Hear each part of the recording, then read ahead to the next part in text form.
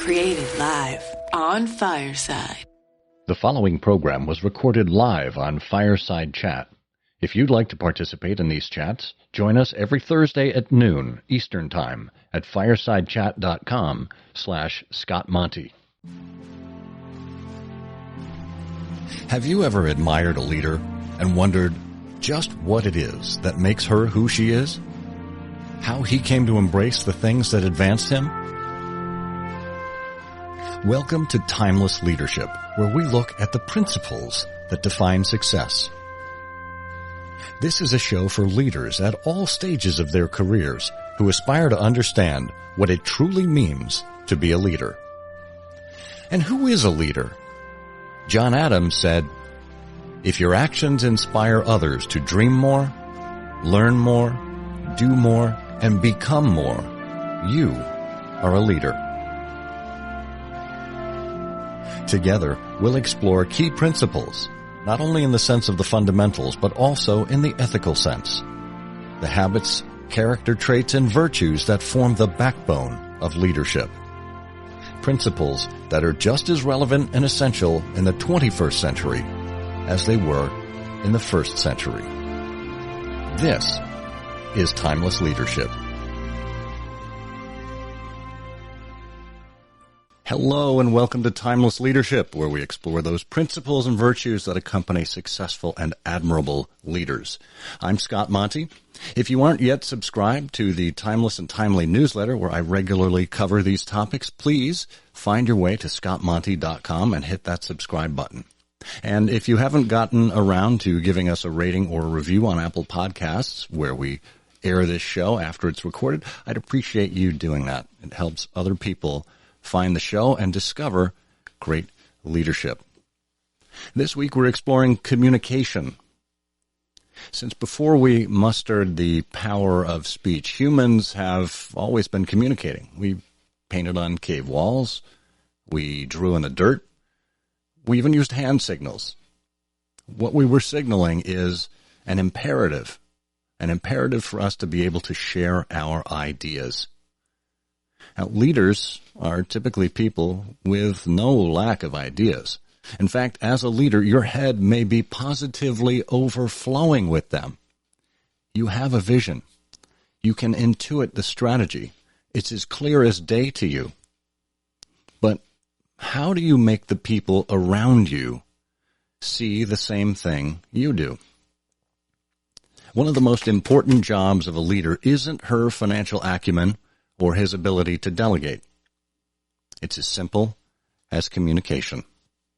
I say simple, but clear, concise, persuasive communication is anything but easy. It takes hard work and a lot of reflection. Fortunately, our guest today has a set of tools to help leaders become more effective communicators.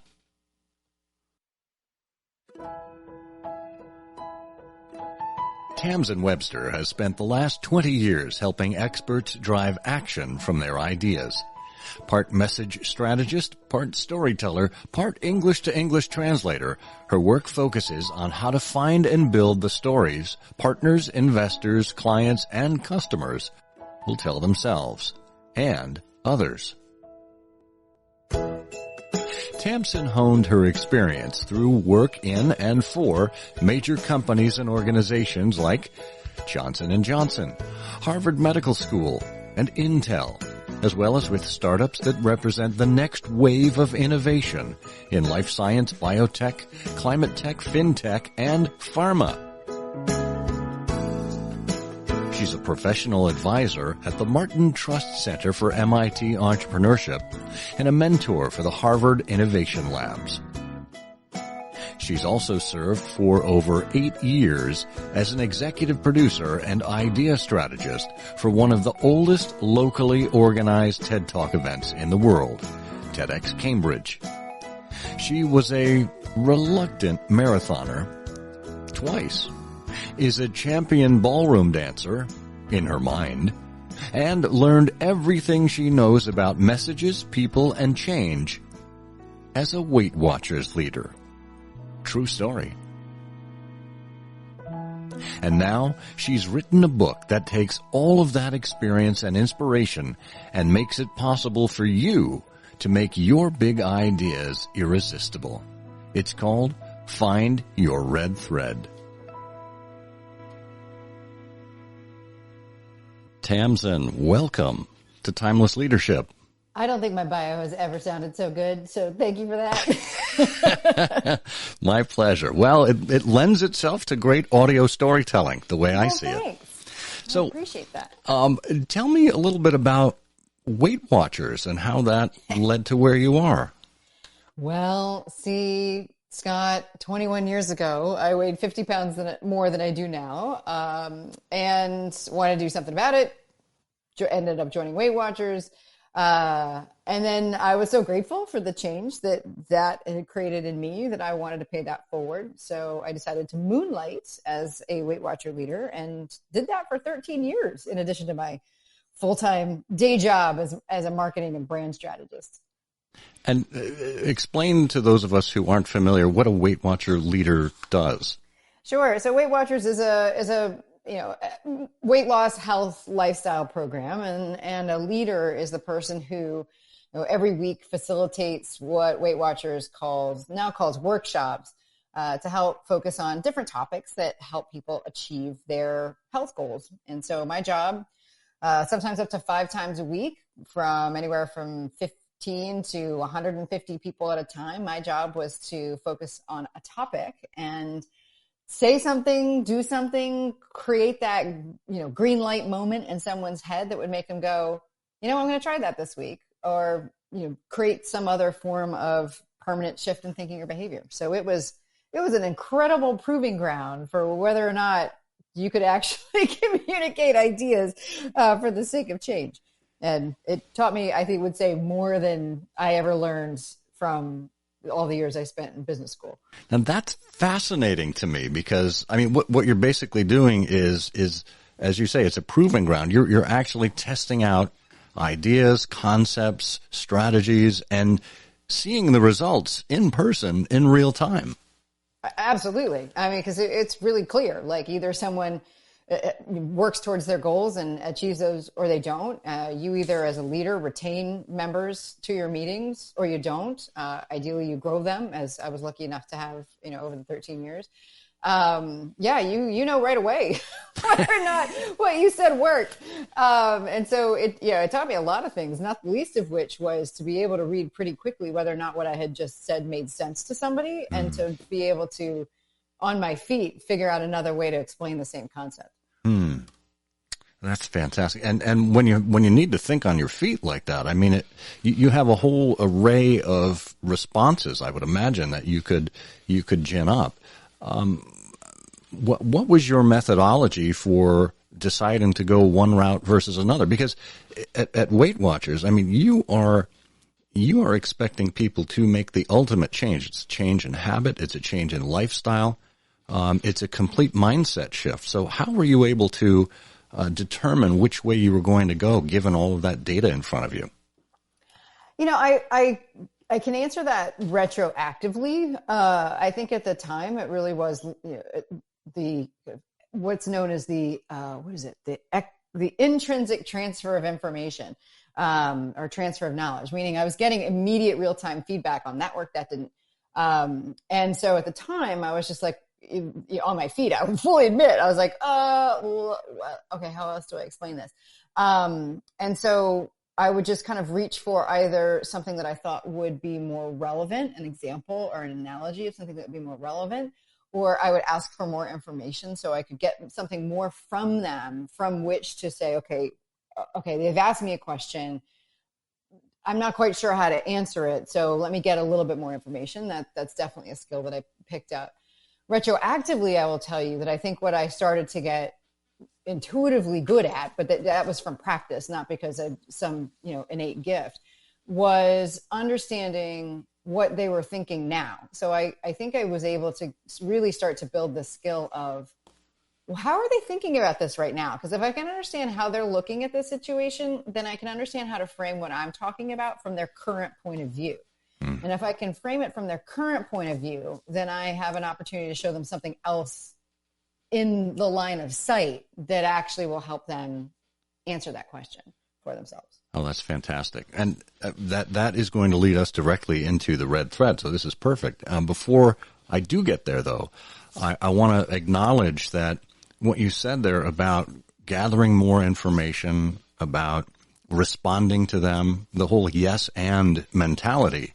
Our friend, Kathy Kloetz-Guest, was our guest on here last week, talking about improv and humor. And that whole yes and mentality was very, very important to what she said. And I'm hearing that red thread come through here again. Absolutely. Yeah, I mean, one of the things I talk about in one of my keynotes is that one of the most powerful drivers of all human behavior is this need that all of us have to be seen as smart, capable, and good, as I like to say. And it drives everything. And even if we want to be seen that way, we may or may not believe we are actually that way, but it's really important that we are perceived that way, either by ourselves and or by other people.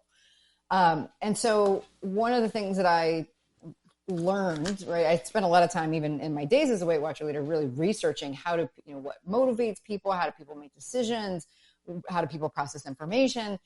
What became very clear was that one of the most important ways to get someone or to help someone be open to a change in behavior is to validate their current one. And that can seem really counterintuitive, particularly to leaders or to marketing and salespeople who are like, but I'm trying to get them to do something different. Why would I ever tell them that what they're doing right now is right? But understand what I didn't say that it was right. I said validate that whatever they're doing right now makes sense, that there's a reason that they're doing it. And if you can validate, like, hey, I get it. I get why you're doing this right now. It makes a big, it opens them up. And so Dr. Robert Cialdini, very seminal book on influence, he talks about this concept of reciprocity and how that's an important driver of influence and persuasion. And what can happen is that as soon as you validate where somebody is right now and say, yeah, I totally, okay, yeah, this makes sense why you're looking at it from this perspective. You have given them that ground, which means they're much, much more likely to give you ground. Because if you're saying, okay, great, well, do you agree there's another way to look at it? Not another thing to do, another way or a way to think, but another lens to look through. Then you've opened a path to change that otherwise wouldn't be there. Wow. This is so fascinating because about 5 episodes ago, we spoke to David Murray, who wrote An Effort to Understand. It's about hearing one another and ourselves in a nation cracked in half. And and that's taken from a Robert F. Kennedy speech where he said, we really need to make an effort to understand. And what you're talking about there, what I'm hearing is putting yourself in the mindset of someone else, even if you don't agree with it, even if you don't think it's valid to them. Their way of thinking makes sense to them. 100%. And they need that validation in order to come on the journey with you. Yes. I mean, it has all sorts of different names, different approaches. Radical empathy is one of them. It's really a skill, as I've learned from my bevy of therapists, known as mentalizing or cognitive empathy. I think we're really familiar with emotional empathy, which is that you can understand what someone's feeling. Mm-hmm. I think equally important, particularly if you're in a leadership position, because communication is so important, as your intro talked about. It's really important to build the skill of understand what somebody else is thinking. Because, again, back to those bevies of therapists, but also to my Weight Watcher years, thoughts, feelings, and actions are inextricably linked to each other. So what you think, drives how you feel, which drives what you do. And every single combination of those things is also true. So by understanding, and I find personally that understanding how someone's thinking about something is actually something you can do something about much more directly, because people are going to feel, and they have every right to feel whatever they're going to feel. But you can't just change a feeling. Like, you can't just flip that switch. Either someone's angry or they're not, or they're happy or they're not. But that feeling comes from either an action or a thought from someplace else. But that feeling sits within that person, and you don't get to control it. But you can influence the thoughts that are going into that. And so that, to me, particularly in the realm of business and business storytelling and business messaging, that actually gives people a much more practical and ultimately usable approach to communication, to leadership and all of that, then understanding like, well, just empathy. Well, great. If you understand how someone feels, that's useful. Absolutely. But to help them change that feeling, you need to actually understand what they're thinking. And that's a skill that can be built. And a lot of people don't actually have it to start. You are not kidding. No. So that leads us directly, and we'll get back to how we change people, how people think. But talk to us about the red thread. What is the red thread? So there's many answers to that, Scott Monty, but the best, simplest way to describe it is that the red thread is the story that we tell ourselves to connect a question to an answer. We do this all the time, subconsciously, preconsciously, I should say, that as we are processing information about the world and about ourselves and about other people, our brains are kind of inventing things that say, they're inventing explanations for why things happen the way they do, why people behave the way they do, why we behave the way that we do. And these explanations follow the structure of story. They turn into stories, and we replay these stories. And so the red thread, the method I developed, is a way of surfacing those stories so that we can really, truly understand what is that mental connection, what is that story that's connecting a question to an answer, a problem to a solution, an issue to an idea. So take us through the methodology that you use, because I think it's fascinating, and it really deconstructs how we get from point A to point B to point C in this process. Yeah, I think the easiest way to understand it is to understand it through the lens of more traditional story structure, because I can't wait to talk with an academic on this to discover whether or not they feel like because it feels to me like a total chicken and egg situation. Do stories, like once upon a time stories, have the elements they do because that's the information our brain is looking for, or did it happen the other way around, right? Did our brains start to look for these elements? I suspect it was the brain first. And so as we were trying to make sense of why the sun rose and set during the day, we came up with stories to explain that. And those stories had certain elements because those were the pieces that our brain wanted.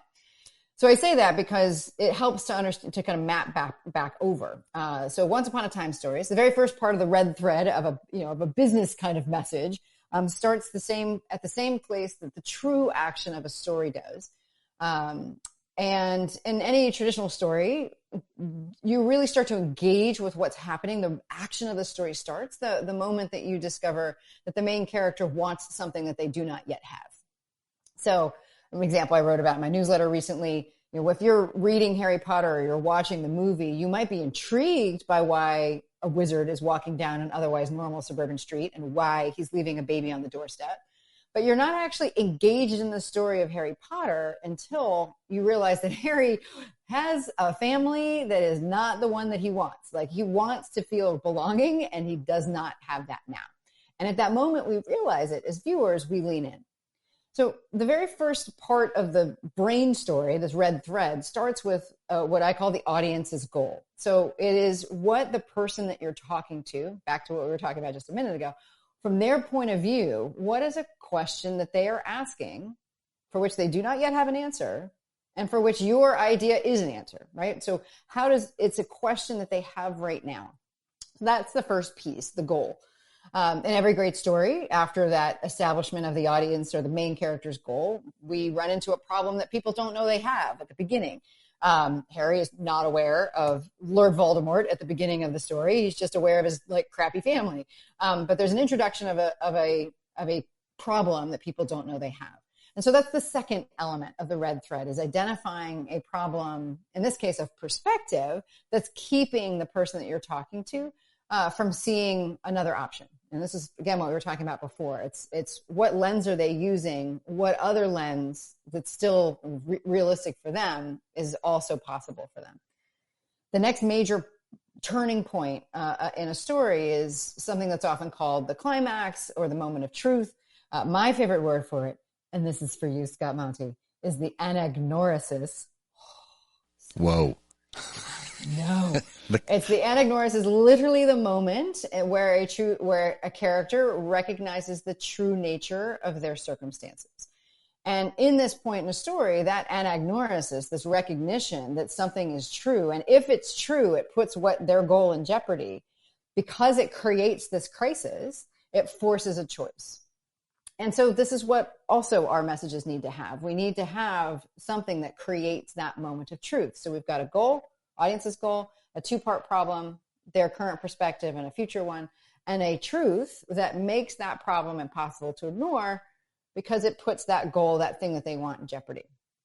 Now, in stories, that moment of truth forces a choice. And so I call this the change. It forces a change in thinking or behavior because either someone has to give up something that they want or they have to change their perspective and do something different.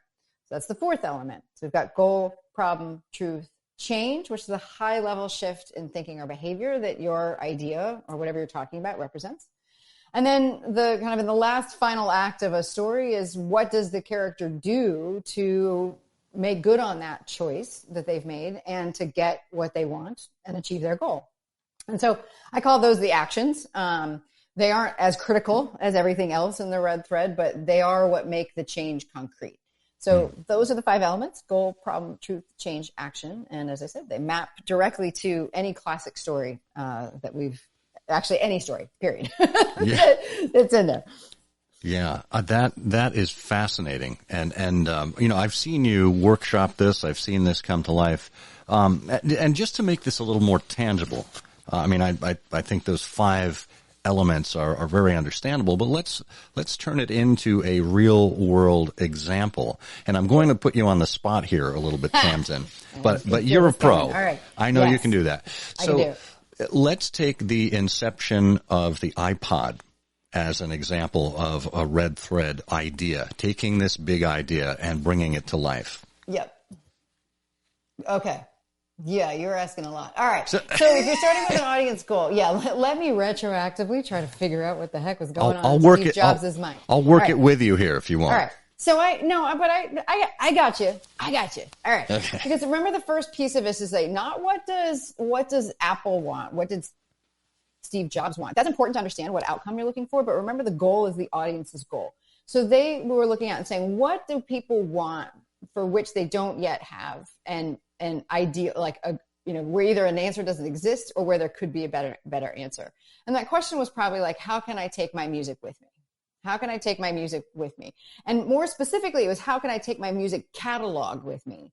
Because at the time, since you and I are of an age, we were very limited to only ever listening to an album at a time, right? Because we were either listening to a cassette or a CD, but that meant that it was like that piece or mixtape, but it was a finite amount of whatever. Okay. So there's probably a couple different ways to look at this 2-part problem of perspective. But I think what I just talked about is probably a way to start framing it. So the first part of that perspective was typically, if we're thinking about how to take our music with us, we're thinking in terms of albums, right? And their perspective, the Apple's perspective, was like, well, what if we thought about it in terms of songs? Or instead of like, these are physical objects, right? What if we thought of them as files, right? Digital files. So the 2-part perspective could be physical objects versus digital files. Because ultimately, even what gets pressed onto a CD starts as there's a digital file that ends up in there. Yes, there's analog and all that stuff, but let's talk about that as the 2-part perspective: physical thing, digital file.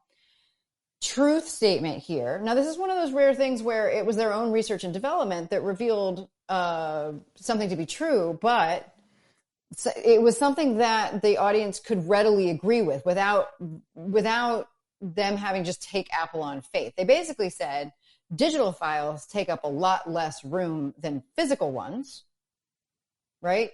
Mm-hmm. So that's why, if we're kind of thinking research and development internally, change, let's figure out something that actually allows us to carry the digital files, right, in a physical object, right? Rather than having a whole bunch of physical objects, let's figure out something that will hold the digital files. And then what you end up with is 1,000 songs in your pocket. How about that? That is exactly what I was envisioning you doing. That's fantastic. So there you go.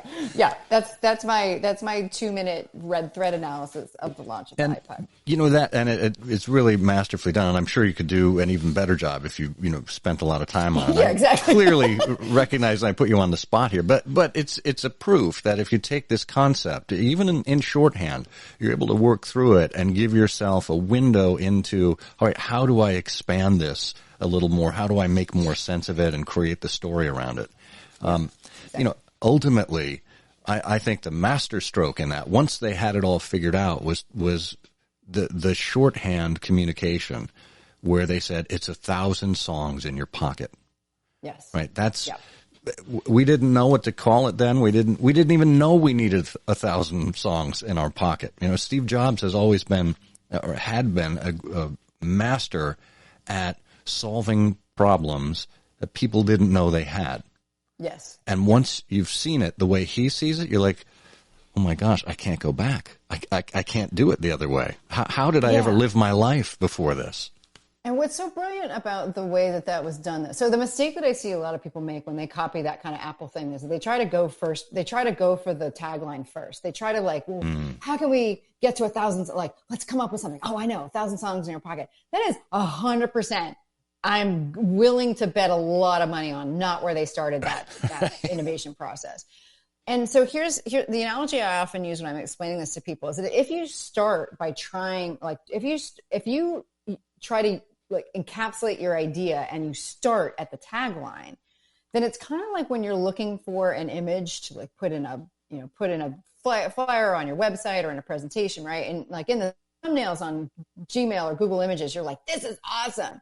And then when you open it up, you're like, oh my God, it's too small. I can't use this. And you know that if you were to blow it up onto the screen, that it would look really crappy. And that happens because there's literally not enough data in the file for it to survive at scale.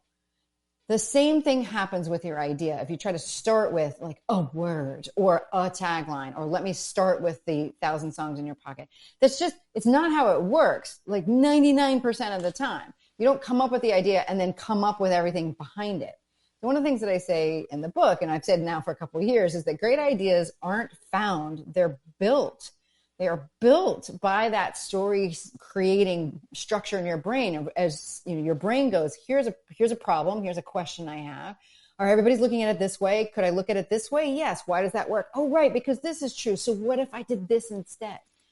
So what actually happens is that what I found over and over again is what's much more useful to get to that one line is that think about it like ingredients instead, where you're pulling together the ingredients of a delicious, wonderful sauce, like a marinara, right? So you need to pull on to your table. You need a really high quality tomatoes, and you need great quality basil and olive oil, and you need the best stuff, right? And then you put it in the pot, and then you have sauce, right?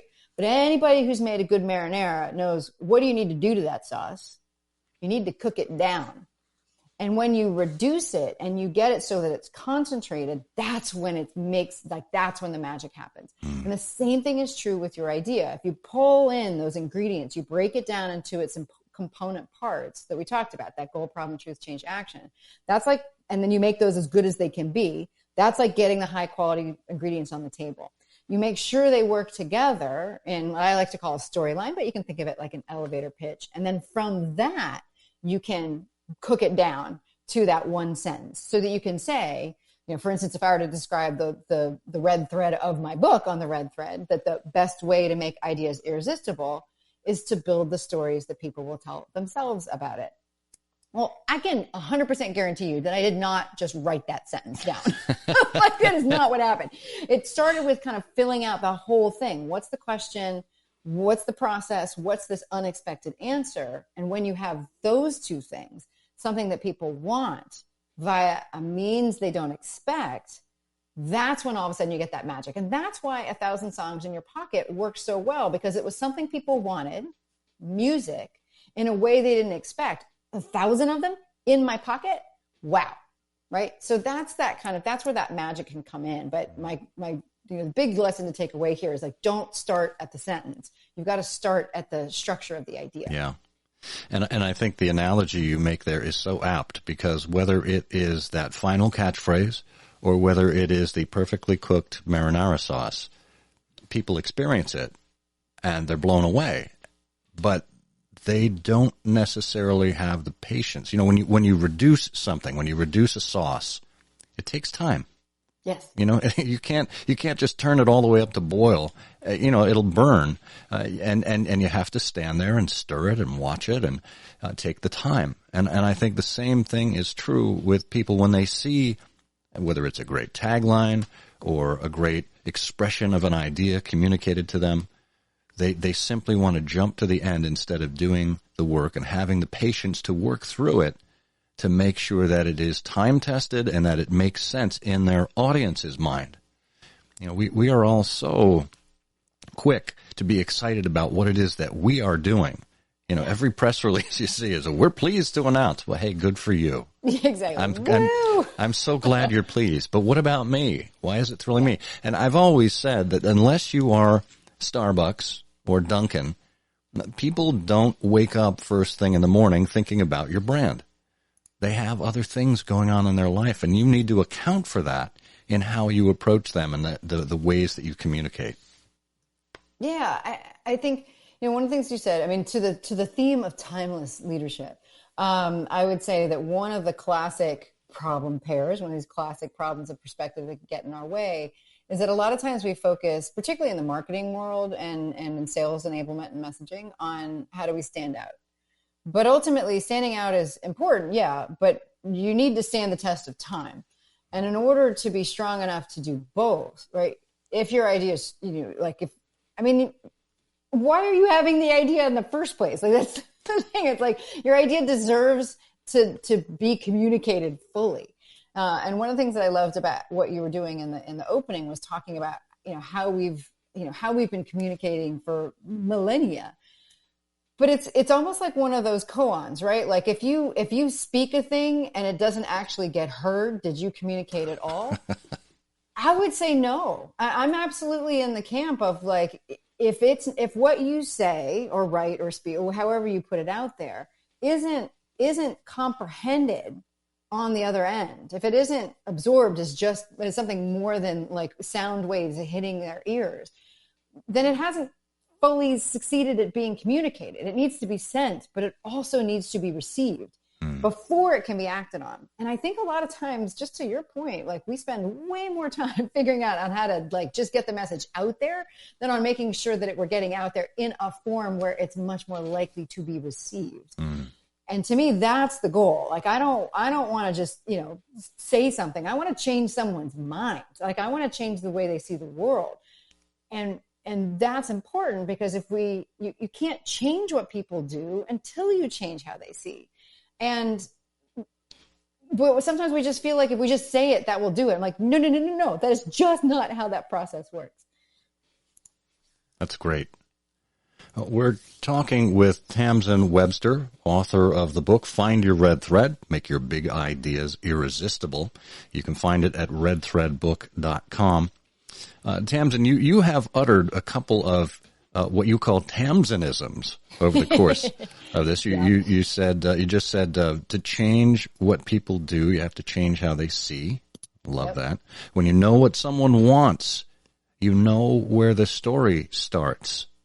Yes. Now that's interesting because we have all these preconceived notions in our minds about how to tell stories. Everyone's a storyteller these days, but it really depends on how you pick up someone's interest and where you bring them along on that journey in order for it to be successful. So can you talk a little bit about knowing where the story starts? Yeah, and in a lot of ways we've hinted at it already.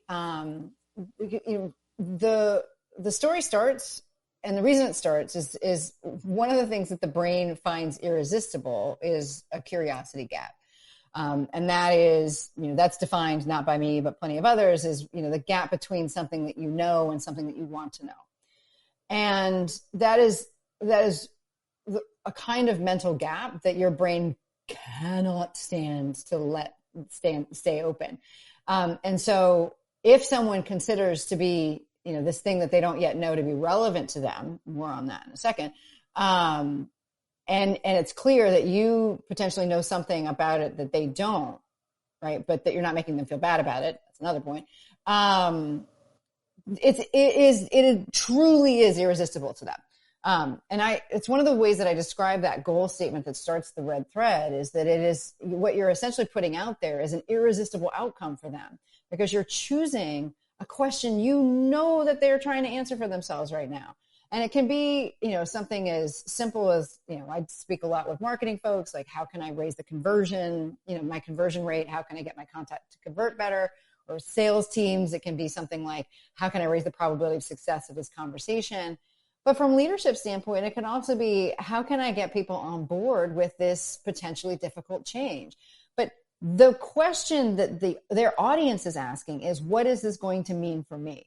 Right? Am I going to have my job? Am I going to lose my job? What does this look like for me? You have to start there, because once you can say, hey, today I'm going to give you an answer to this, then you've just opened that curiosity gap and they're going to lean in. And their brain recognizes it as a place where a story is. And by the way, if it's a question they want to have answered, their brain also recognizes kind of instantly that this is a story that's potentially about them. Mm. And that other than the story we tell ourselves is the most irresistible story of all. Yeah. So I've got another conundrum for you. And it was inspired by your newsletter this morning. Okay. If you don't get Tamsen's newsletter, the Red Thread newsletter, and her video series, Message in a Minute, make sure you sign up for that when you go to redthreadbook.com. This morning you talked about the 1918 pandemic and yes. What can we learn from the past? Oh my gosh, here it is, timeless, coming up once again. If we only could learn from our mistakes. Look, we don't even remember what we did 2 weeks ago, let alone 102 years ago. So, in this case, there were all sorts of indicators along the way, a lot of parallel behaviors. And interestingly enough, just in my other reading this morning, I was browsing through the public domain review, as you do. And right. Well, as you and I do. We're weirdos, guys. I know. But again, these ideas can come from anywhere. And these building blocks that we put together, because one of your Tamsenisms is that good ideas aren't found, they're built. Yep. Great ideas. And this, in my mind, this is how I put different building blocks in, and I come up with something. So in this case, it was the Mark of the Beast, Georgian Britain's anti-vaxxer movement. Oh my gosh, we have anti-vaxxers again today. Well, in around 1800, pretty much 1 in 4 Britons was infected with smallpox. And there was a physician by the name of Edward Brenner who completely by happenstance discovered the vaccination for smallpox. Yep. And interestingly, and again, my Latin roots should have recognized this, the word vaccination actually comes from vacca or cow, because what he discovered was actually cowpox. But when your body builds up enough immunity to cowpox, it can then fight smallpox. There was another competing physician there by the name of William Rowley, who scared people into not taking the vaccine because he said it disfigured you, it caused sores, it caused all kinds of things. And he put out an entire book illustrating all of the horrible things that could happen to you if you got vaccinated. And the challenge then is they didn't fundamentally understand how the vaccine worked. They just knew that it did, those that believed in it. But in the article it says, even those who embraced Jenner's vaccine lacked the conceptual framework needed to understand precisely how it worked. This gap between evidence and explanation allowed doubts to fester. That's a great problem pair, by the way. Isn't it? Yes. Yeah. Yeah. No, that's why I found this. I'm like, oh my God, we got to talk about this because look, here we are today in 2021, and there's a lot of people who are questioning the COVID vaccine. that seems to be an intractable problem to overcome in many people's minds. And one of your Tamsenisms, I know, and I want to relate this, was we're not rational, we're rationalizing, right? Yep. So how do you take those kinds of concepts, weave them together, and say, well, this is how we might approach convincing people to become vaccinated today? Yeah, well, it's, you give me the easy one, Scott. So a couple things. One is that, and anybody who works in this kind of field will tell you the same thing. So I'm not the first one to say this, but you have to get rid of the Hail Mary perspective when you're communicating with someone whose current position is very distant from yours. That you got to think much more in the grind of getting down the field. And that a single conversation is very unlikely to get them all the way to like, oh my gosh, I've seen the light, let me undo this. Because the ability for someone to do that means that they have to let go at some level of that basic human need to be seen as smart, capable, and good. And the thing is that the more someone has given to a particular stance, the less likely and the more painful it is for them to give up on it. And so there's really fascinating research from the first person who really dug into this was a researcher by the name of Leon Festinger. And his work was originally on doomsday cults, where, and we've all seen them and know about them, tragically, where some of them have tragic consequences, but what will happen with a doomsday cult if they say, as he did, I think in 1959 or 57, there's a doomsday cult that said that the world was going to end on December 23rd. Actually, it was 1953. And obviously it didn't, right? Or we wouldn't be here. But what he was fascinated by was what happened to the doomsday cultists. And what he found was that people who were kind of like not necessarily the true believers were like just kind of quietly went away. They're like, well, that was a fun thing in my life. But the people who had like really gone all in on it, like they'd sold their house, they'd kind of given everything away. Like the idea of changing their perspective was so deeply emotionally painful because that gap between I want to be a good person and I did a not good, I want to be seen as a smart, capable, good person. And oh my gosh, did I just do a not smart, not capable, not good thing? That gap is so painful that our brain won't let it stand. And what will happen is we'll rationalize it. And while you think that the logical thing would be like, oh, that information must have been wrong. No, that is not what happened. I mean, in the case of the original research Festinger did, they doubled down. They were like, well, see, the lack of spaceship coming to pick us up as the world was destroyed actually is proof that we were so good about warning the world about it that that's our new mission. Now, as people not in that group, we can be like, that's not the mark of a rational human. But the thing is that that's what happens. And so the same thing is happening with somebody who has anti-vaccine leanings, right? Because particularly if they have been public about it, particularly if they have taken steps with it, the mental pain associated with maybe this wasn't the right idea is too painful for them, for their brain to accommodate. They can't. So I say all that because the most you can generally do is to get people to move a little bit on like an aspect of a point. And there was some really interesting research that was done, for instance, with people on both sides of the Israeli-Palestinian conflict. And one thing that they did find to be useful was to have rational but empathetic conversations with people and take those conversations to a paradoxical extreme. Right. So they would kind of ask and ask and ask, and they would say, but do you agree that do you agree that it's always right to murder someone in the name of whatever? And at that point they would go, well, no, not that. And what they found is that type of taking something to its paradoxical extreme, called paradoxical thinking, helps to soften someone's position. So that's a thing that people can do. There was other research that showed that if you can get people to kind of agree on not necessarily paradoxical thing, but consistent but conflicting information, that they can also soften and moderate their position. Again, they're not going to flip sides, but they are going to move towards the middle a little bit more. And this was done with climate change deniers. And what they found was if in the course of an empathy-based conversation, one that's driven by curiosity and not by the need to convince, and that's an important point too. What they found was that they could get people to agree that they believed in other principles of science, like, do you believe that gravity is the reason that things aren't flying around right now? Do you believe that germs are spread by bacteria and not just, whatever? Do you agree in, the physical laws of motion? That when they then return the conversation to climate change, those people were able to soften their perspective on, well, maybe there is a relationship here.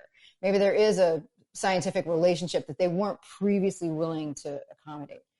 So I say all of that because the real takeaway when you're trying to have a conversation with someone who is sitting so polar opposite from where you are right now is a couple of things. One, any conversation you engage with them needs to be one where you have a mindset of learning and not winning, where you are seeking to understand their position, not to win the argument. Because as soon as you go in with a mindset of winning the argument, so are they, and someone's going to lose.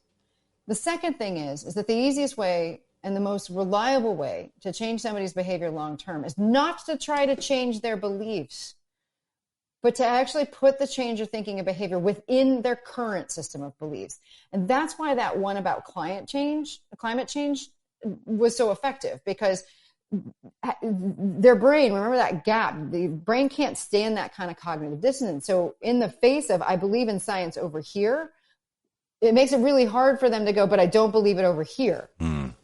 So rather than saying, jump right to, well, climate change is man-made, you could at least get them to go, okay, science must apply because science applies over here. And the same thing kind of could potentially work with someone who is taking an anti-vaccination stance.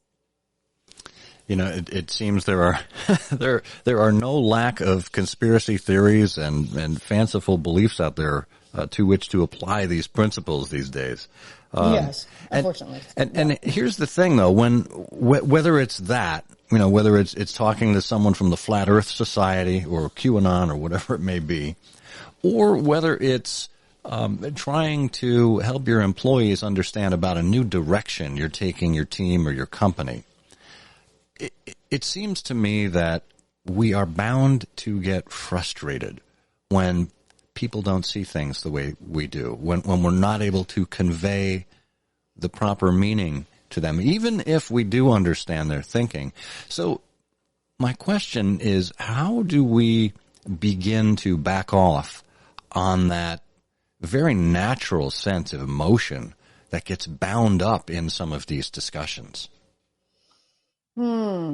Well, back to that thought, feeling, action triangle. In my mind, I always imagine them as like a rubber band around 3 fingers, right? Thoughts, feelings, actions. And so the way that you can affect one, sometimes the way to affect one is to affect one of the other 2. And without going into the deep therapy reasons for this, I always tend to, rather than try to like dig too deep in the feelings, I spend a lot of time personally on like, okay, well, what's the thinking that's leading to that? And I'll totally admit that, did you know that your neuroses are the great cause, like the great idea for a business? Because that's exactly what, in a lot of ways, the red thread was designed to do, because I hated being in that position of not getting an idea across. It's so frustrating. And so one of the things that, the thought that can get to it now is that, at least now with the red thread, because I have tested it so much, because I know inside and out the science that it's based on. And I've had it poked and prodded by really smart people, like multiple, the actual scientists, actual brain scientists have tested it out. Here's what I know, that if I have done the work to craft a receiver-oriented message with empathy that starts from the position of this person is smart, capable, and good, that I want them to perceive me as smart, capable, and good as I perceive them. That I want them, that I'm curious, that I am engaging in this conversation to learn. If I have done all that and they are still not listening, then that's a place where I say, well, I have done the best that I could with the information that I have. And that's the thought that for me can release from the emotional, like, oh my God. Do I still get frustrated? Oh, heck yeah. Because it's kind of like, what are you not seeing? But what I try to flip is like, okay, instead of saying what I saw the other day, I wish I knew where it was, but it has been this problem pair, as I like to call them, that just absolutely sat with me. And it was talking about how to soften our judgments of other people, because it's that judgment of other people that can lead to that tension and that friction and that polarization. And the phrase, the little contrast that they suggested was to say, instead of saying you should, say I wish you would. And I just like that flip in my head. I was like, boom. It was like this massive like bomb went off in my head. I was like, oh my gosh, that's it. Because if I can even in the moment of frustration stop myself from going, well, you should recognize I'm right here. And just like, I wish that it puts it back and kind of gives each person their agency, their ability to feel in control of themselves, their world, their decisions. And truly, when it comes to leadership, when it comes to communication, there actually is nothing more important. Because the thing, as much as I talked about smart, capable, and good, the core thing behind that is someone is respecting and enabling someone's own agency, their own agency to have the opinions that they do, their own agency in making the choice to switch. And so the approach that I take is to do everything I can to understand where they are coming from and to start from the perspective that from their perspective right now, they are right. So how can I look at my position from their perspective and find a path that would be true to them to where I am? Yeah. Does that mean you have to do a lot more work? It does in the beginning, but eventually you start to understand that there's patterns to how people come to their decisions. And once you start to see those, then it becomes a lot easier to even in the moment say, okay, let me try it this way. And that's honestly where some of my Weight Watcher training comes back into play. I'm like, okay, that way didn't work. What about this? And be curious. There's nothing to me, that's the ultimate respect you can pay somebody else, is to be truly curious, not in a condescending way, not in a curious about how I can manipulate you to another, just truly curious about why it is that they see the world the way that they do. Because you know what? You might learn something. I'm not saying that they're not still, believing in misinformation or whatever, but there's, back to my therapist, behind every feeling is a need. Behind every feeling is a need. And so behind the feeling that some piece of misinformation is right is a need. What is that need? Because if you can help someone fulfill that need and you can help them fulfill it in a way that doesn't violate that sense of identity that they have for themselves, that's when you have a path to conversation and hopefully healing. That's great. Tamsen, it's interesting. You're talking about the, acknowledgement and understanding of other people. This harkens right back to another episode we had on here not too long ago on humility, leader humility. And my guest that time, Dr. Marilyn Gist, said that when it comes to leader humility, it's about recognizing the inherent dignity in everyone, right? Yes. That each person is worthy of honor and respect of who he or she is, regardless of their accomplishments. And it sounds exactly like what you're acknowledging here as well. Yeah. I mean, it's because we want, as humans, that's how we want to be treated. And I think, one of the things that I refer to, not in the book, but it's a thing I often talk about, is what I call the persuader's paradox, where we are somehow willing to do to other people in the name of persuasion. You call it marketing, call it leadership, call it sales, whatever, but we're willing to do to other people what absolutely would never work on us, and we wouldn't tolerate it. And that can extend to early days of social, when everyone was like, get a brand page. And if you ask them if they ever visited brand pages, they were like, no. I'm like, so no. why? Yeah. to how we make, I'm like, when have you ever been convinced by someone telling you were stupid? Exactly. You have never been persuaded by that. Right. So to think that somehow magically it will work on somebody else, is magical thinking of, in my opinion, some of the worst kind. Yeah. So it's beware the persuader's paradox. That's a great observation. Well, it looks like we have a question for you. Ariel is up here. Ariel, welcome to Timeless Leadership. Hi, really glad to be here. My question is that, like, I switched from President Trump to Yang. So do you think it's because Yang acknowledged all these economic problems that, the Americans were going through, instead of just judging the people who voted for Trump as just racist or terrible people, that he managed to convert a ton of Trump supporters to his cause? And I'm happy to say that I was one of them. Yeah. I would say, Ariel, I think you're 100% correct on that. I think even if you look back at the previous election, Clinton-Trump, Trump built a better narrative. He was able, for people who were not happy with the status quo, his message was all about, I'm going to make it different for you. I see that the last 8 years haven't been working for you, and I'm going to make that different. And if you look at the basic narrative behind Clinton's campaign, was things are awesome. Let's keep it this way. It's not hard to see why so many people went for Trump, even if they found him personally not in line with their values.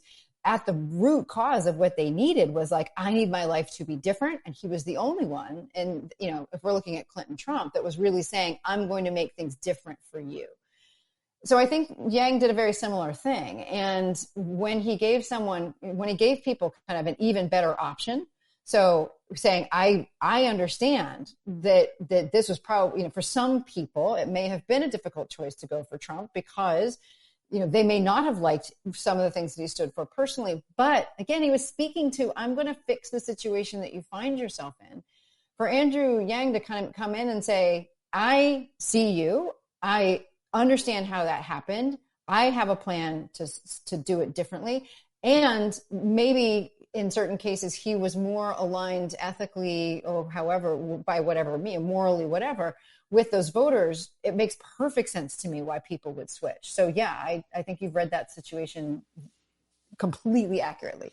Yeah, and there's probably another thing worth mentioning here as well, Tamsen, and that is a message like that, whether it's from a political candidate or whether it's from a product developer, it doesn't necessarily have to be an answer for everyone. I mean, this is something that could appeal to a narrow slice of, your customer base or to the citizenry. It's just about bringing along a certain audience of people who are able to get on board with that kind of messaging. Yeah, I think, yes, that's right. I mean, it comes, like I said, the most irresistible stories of all are the stories people tell themselves. And so if you are trying to communicate to create change, your laser focus should be on how do I build the story about my idea that those people will tell themselves, and that they're comfortable enough telling themselves that they would actually tell other people about it. Because that's it. I mean, the thing that was, and I don't know this for sure, but I mean, one would suspect that one of the reasons why there was always these kind of surprises at the polls when Trump was involved was because he succeeded on that first point of giving people a story they could tell themselves. That this person's going to make my life different. This person is going to help me realize, some of change some of the things that I haven't liked about the previous administration. And I'm going to say that without judgment. But I don't think he was as successful at the second stage of that, because I don't know that he didn't give people, that there's still big swaths of Republicans who voted for him that I think that weren't fully comfortable talking to other people about it. So I think that when you can craft a story that people are willing to tell both to themselves and to other people, that's really the highest level of, I think, making your idea clear, but ultimately irresistible. Great. Ariel, thank you so much for your comment and question. For sure. But just like what Tamsen said, like that validation and understanding that like I got from Yang, just and then when you have that thing in your head that's like, hey, he gets me. He it's just a great feeling to have. It's like, hey, somebody that's just, having that conversation with me in good faith rather than judging you right out of the gate. That's it. Yeah, absolutely. Because everybody wants to feel seen. It's kind of the South African greeting, right? Sawubona, I see you. And or the translation I understand from Susan David is, by seeing you, I bring you into existence. Just acknowledging where people are and what they're going through is one of the most powerful things that you can do as a communicator, but particularly as a leader. That's great. Thank you. No, thank you so much, Tamsen. I mean, this has been a remarkable eye-opener for me. I hope for our listeners as well. If people would like to find out more, where do we find more? So please go to redthreadbook.com. That lays out this method I was talking about step by step, and I hope people find it useful, because that is my biggest goal for it. So thanks for having me on today, Scott. Excellent. There are all sorts of goodies that people can find there if you sign up, if you order multiple copies. Like Tamsen said, the worksheets, the newsletter, the message in a minute. It is more red thread than you could possibly spin up yourself. Leaders have powerful ideas. By making those ideas visible and relevant to others, they become actions that can move the world. It's a matter of connecting with the hearts and minds of others and making your stories theirs. Thank you for joining us and for being an advocate for timeless and principled leadership, whenever and wherever you find it. I'm Scott Monty. Until next time, may you dream more, learn more, do more, and become more, for you are a leader.